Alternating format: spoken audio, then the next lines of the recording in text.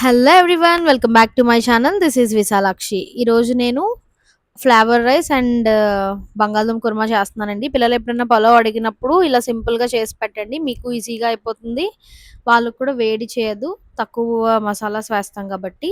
First మనం rice ఎలా చేసుకుందాం చూద్దాం.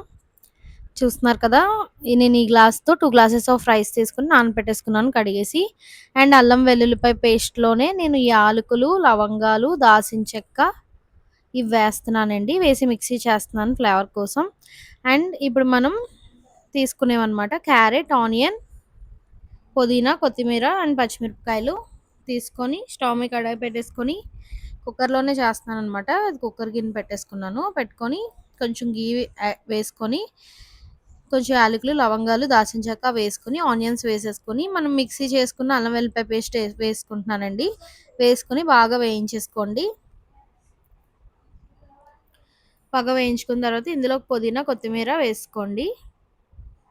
పుదీనా అండ్ కొత్తిమీర కూడా యాడ్ చేసుకోండి. వేసుకుని వేగే వరకు బాగా కలిపేసుకోండి. ఇవి ఇలా వేగుతూ ఉంటాయి. ఇందులో మనం క్యారెట్ కూడా యాడ్ చేసేసుకుందాం.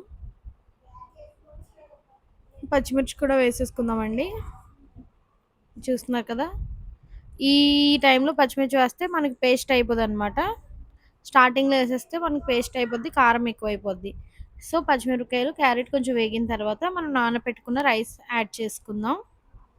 నేను 2 గ్లాసెస్ ఆఫ్ రైస్ తీసుకున్నానండి, చిట్టి ముత్యాల రైస్. నేను దీనికి 5 గ్లాసెస్ ఆఫ్ వాటర్ యాడ్ చేసుకున్నాను.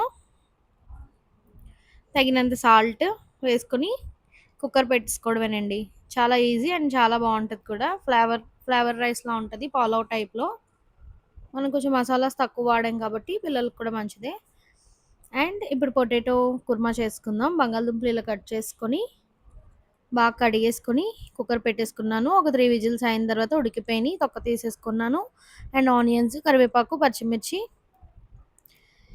కట్ చేసి పెట్టుకున్నానండి. స్టవ్ మీద బాండి పెట్టుకుని కొంచెం ఆయిల్ వేసుకుని మనం కట్ చేసి పెట్టుకున్న ఆనియన్స్, కరివేపాకు, పచ్చిమిరపకాయలు వేసుకుని బాగా వేయించేసుకుందాం.